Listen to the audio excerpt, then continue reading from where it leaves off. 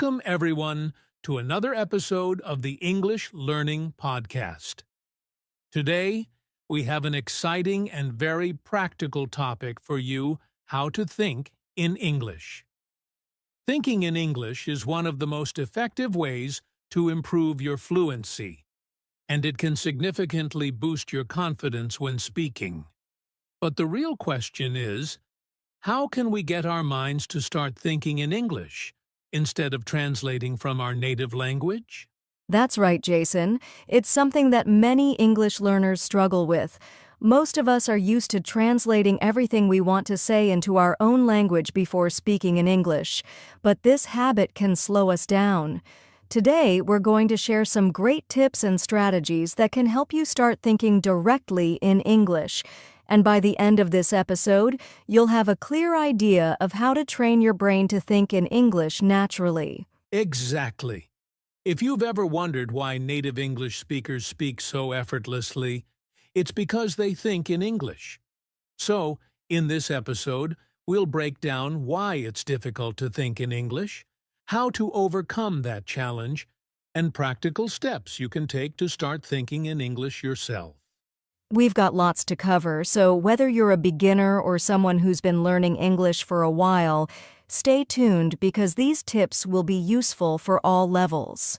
Let's dive in! Okay, let's start by understanding why thinking in English can be so challenging for many learners. Julia, why do you think it's hard for learners to switch from translating in their heads to thinking directly in English? Well, Jason, it's mostly because we're so used to thinking in our native language. When we start learning a new language, our brains are wired to translate everything from our mother tongue into the target language, English in this case. It's like a safety net that helps us understand new words, but it actually slows down our fluency. Exactly. This translation process, while useful at first, creates a mental barrier. When we try to speak, we're not just thinking about the words, we're also translating them in real time, which can make us feel slow and unsure when speaking. Instead of speaking directly in English, we're stuck in a translation loop.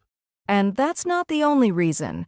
Another big factor is that English, like any language, has its own structures, expressions, and ways of thinking that are different from our native languages. For example, word order, idioms, and even how we describe emotions or actions can be different in English. Right.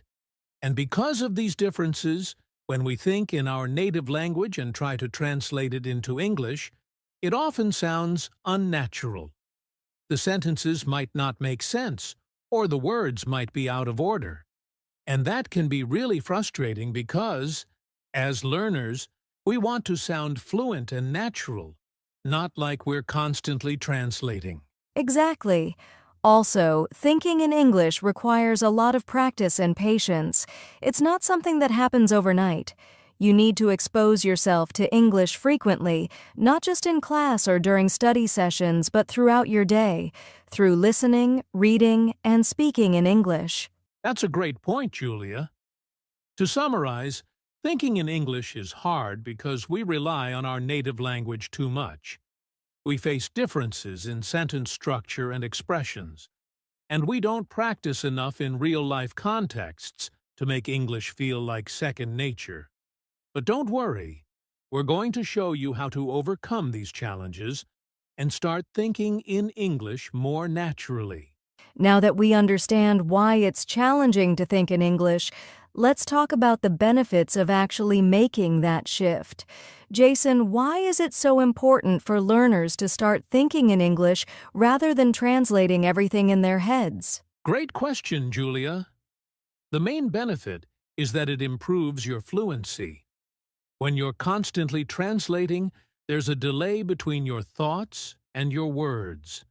But when you think directly in English, your mind can instantly connect the right words and phrases to your ideas, so speaking becomes much faster and more natural. Exactly. Another huge benefit is that it boosts your confidence. I've noticed, as I've worked on thinking in English myself, that I no longer second-guess myself while speaking. Instead of worrying about how to translate from my native language, I can just focus on the conversation in English. It gives you the confidence to speak more freely, without hesitations or fear of mistakes. And that confidence is key, Julia. But thinking in English also improves your listening skills. The more you practice thinking in English, the easier it will be to understand spoken English, especially in real-time conversations.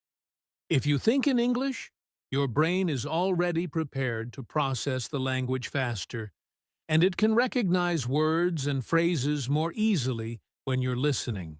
That's a really important point, Jason. And another benefit is that it helps with pronunciation. When you're thinking in English, you're not only practicing grammar and vocabulary, but also the sound of the language. Your mind gets used to the flow of words, their rhythm and pronunciation, which makes it easier to pronounce them correctly when speaking. Absolutely. And here's the big one: thinking in English helps you sound more like a native speaker. Native speakers don't translate, they just think in their language, and so when they speak, their speech flows naturally. The more you think in English, the closer you get to that same natural flow of communication, which is a major goal for many learners. So, to sum it up, when you start thinking in English, you're not just improving your speaking skills, you're enhancing your overall language ability. Your fluency, confidence, listening, pronunciation, and even your ability to sound like a native speaker all improve when you make that shift. It's like unlocking a new level of language learning. Exactly, Julia. Thinking in English gives you that full, immersive experience, which is the best way to learn. But it doesn't happen overnight. So in the next section, we're going to show you some simple and effective steps to help you get there.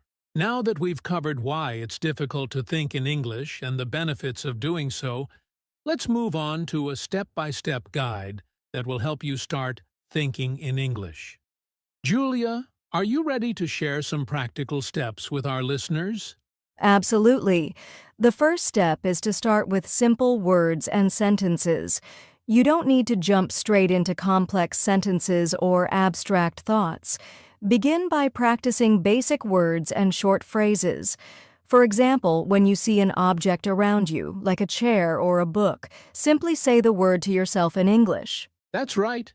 It could be something as simple as labeling objects around your home or workspace. So, when you look at your phone, think phone in English. This helps your brain get used to associating objects with their English names, without having to translate. It's a quick way to get your mind into the English mode throughout your day. Exactly. The next step is to label your thoughts in English. Instead of thinking in your native language, start describing your thoughts in English. For example, when you're thinking about what to eat for lunch, instead of thinking, "I'm hungry, I should have pasta," try thinking, "I'm hungry, I should eat pasta." This keeps your brain active in English and makes it a natural part of your thought process. That's a great tip. And this leads us to the third step, which is to talk to yourself in English. I know it might sound a little strange at first, but it's a really effective technique. You can practice speaking out loud about your day, your plans, or even your feelings. You don't need anyone else around for this. You can just talk to yourself. Absolutely. Talking to yourself helps to reinforce your thoughts in English. For instance, while you're driving or walking to work, try narrating what you're doing in English. "I'm walking to the bus stop now," or "I'm getting in the car." This simple practice can help you get used to speaking English without worrying about grammar rules. Yes. And a fourth step is to change your inner thoughts to English. This one might take some time, but it's extremely powerful. It's all about turning the internal monologue that you have in your head into English. So instead of thinking in your native language, try to change your self-talk to English. For example, instead of thinking, "I hope I don't mess up," try thinking, "I can do this," in English. That's a great way to change your mindset and boost your confidence. And the fifth step is to describe situations in English. Think about what's happening around you and try to describe it in English. For example, if you're in a coffee shop, instead of just thinking, "I need a coffee," think, "I'm at the coffee shop and I want to get a coffee." The more you describe your environment, the easier it becomes to think in English. Exactly, Julia. By making these small but powerful changes in how we think, we train our brains to shift from our native language to English. And remember, practice is key. You won't see results overnight, but with consistency, your mind will naturally start to think in English more often. And don't worry if you make mistakes along the way. The goal is progress, not perfection. The more you practice, the more natural it will feel. Now, let's move on to some practical exercises to really train your brain to think in English. Now that we've covered the steps to start thinking in English, let's dive into some practical exercises that will really help you train your brain. These exercises are simple, but they can make a huge difference if you practice them regularly. The first exercise is called shadowing. This involves listening to native speakers, whether in podcasts, videos, or conversations, and repeating what they say out loud, immediately after they say it. It could be a sentence or a short phrase. The key is to mimic their rhythm, pronunciation, and intonation as closely as possible. That's right, Jason. Shadowing helps you improve your fluency and pronunciation because it gets your brain used to hearing and producing English in real time. You're not translating, you're listening and speaking directly in English. This will also help you develop a more natural flow in your speaking, just like native speakers. The second exercise is mind mapping in English. Mind mapping is a great way to visualize your thoughts and ideas in English. You can start with a central idea or topic and branch out with related words, phrases, or sentences. For example, if you're learning about food, you could start with food in the center and then branch out to fruits, vegetables, drinks, etc. This helps you connect ideas and vocabulary in your mind in English without translating. That's a fun exercise. It really helps activate your brain and make connections between words in English. Plus, it's a fantastic way to build vocabulary because you can visualize how different words are related to each other. Another helpful exercise is journaling your thoughts in English. Spend 5 to 10 minutes each day writing down your thoughts, feelings, or experiences in English. It could be as simple as describing your day or reflecting on what you've learned. The important part is to get your thoughts out in English, even if you don't feel completely confident. Journaling is a fantastic way to practice because it allows you to use English in a real, meaningful context. You don't have to worry about speaking perfectly. Just focus on expressing yourself in English. The more you write, the more you'll start thinking in English naturally. Exactly, Julia. And don't forget, the key to all these exercises is consistency. The more you practice these exercises, the more your brain will adjust to thinking in English. And as your mind becomes accustomed to processing thoughts in English, your fluency will improve over time. And finally, remember that these exercises don't need to be complicated. You can start small and build up from there. Whether it's shadowing, mind mapping, or journaling, the most important thing is that you keep practicing every day. Exactly. So, try to incorporate these exercises into your daily routine and see how your thinking in English improves. Now, let's move on to the next part of the podcast, common mistakes that learners make when trying to think in English and how you can avoid them. Now that we've covered practical exercises to help you think in English, let's talk about common mistakes that learners often make when trying to think in English, and more importantly, how to avoid them. That's a great point, Julia. One of the most common mistakes is focusing too much on grammar. When we try to think in English, we often get stuck thinking about whether a sentence is grammatically perfect. But remember, your goal is to speak naturally and confidently, not to create the perfect sentence every time. Exactly. Don't worry too much about small grammatical errors at first. The key is to practice thinking in English without constantly trying to correct every thought. Focus on getting your ideas out in English, even if the grammar isn't perfect. Over time, with more practice, the grammar will come naturally. Another mistake is overthinking your vocabulary choices. Sometimes, learners get so focused on finding the perfect word or phrase that they freeze and don't say anything at all. If you don't know a specific word, just use a synonym or a simpler expression. The goal is to keep the conversation flowing, even if it means using simpler language at times. Exactly, Jason. In real-life conversations, native speakers don't always use complicated words. They often use simple and clear vocabulary. If you don't know a word, try to explain it in a different way or use a synonym. This will help you communicate effectively without getting stuck. Another common mistake is thinking too much in your native language. It's easy to slip back into our native language when we get stuck. But the more you rely on your native language, the harder it will be to make that shift to English. So, if you're thinking in your first language, try to consciously switch back to English as soon as possible. That's a good point. The best way to break the habit of translating is to immerse yourself in English as much as you can. Surround yourself with English through media, conversations, and daily activities. The more you expose yourself to English, the easier it will become to think in it.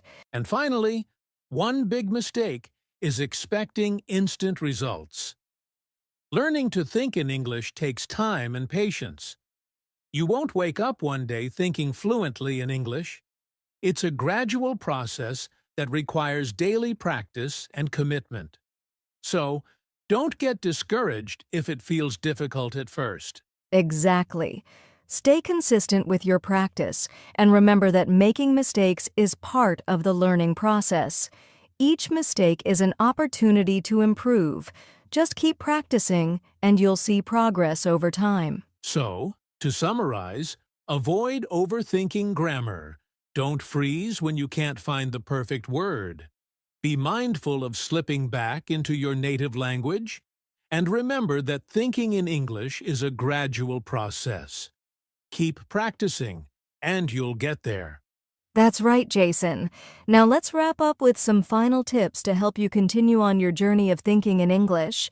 We've covered a lot today, but before we finish, let's leave you with some final tips to help you continue improving your ability to think in English. First, remember to stay consistent. As we mentioned earlier, this isn't something that happens overnight. The more you practice daily, the easier it will become to think in English. Even if you only practice for a few minutes each day, those minutes add up. Second, immerse yourself in English. Surround yourself with the language as much as possible. Watch movies, listen to podcasts, read books, all in English. This constant exposure will help your brain start thinking in English naturally. Third, be patient with yourself. There will be days when it feels harder than others, but that's normal. Celebrate small victories and keep going. Each time you practice, you're getting closer to fluency. And finally, don't be afraid to make mistakes. Every mistake is an opportunity to improve. The more you speak and think in English, the more you'll learn from those mistakes and continue to grow. Exactly. So, we challenge you to start thinking in English today. Try to incorporate the exercises and tips we've shared into your daily routine. Remember, progress is made with consistent practice. Thank you for listening to this episode of the English Learning Podcast. If you found today's episode helpful, please make sure to subscribe, like, and share it with your friends. Don't forget to leave us a comment and let us know how you're practicing thinking in English. We'd love to hear your thoughts. Keep practicing, stay patient, and we'll see you next time on the English Learning Podcast.